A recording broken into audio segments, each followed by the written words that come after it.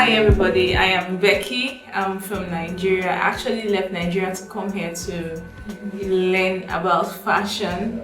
I just graduated from IAAT, Institute of Africa Art and Technology. It was a pleasure to be a student with IAAT. It was a nice time. I had a nice time and I learned a lot from them.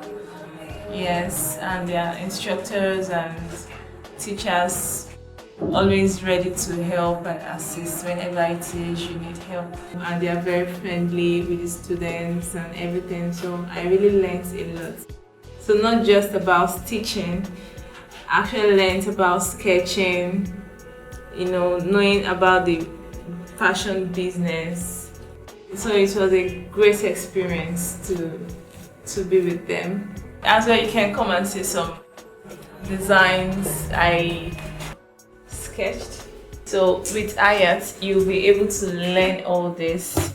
You'll learn about pattern drafting, freehand cutting, sketching, and more of practical work with them. These are some of designs you come up with.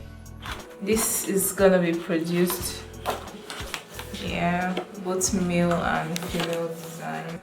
I recommend IAAT for prospective fashion designers that really want to be designers, good designers with quality. I recommend it to you guys.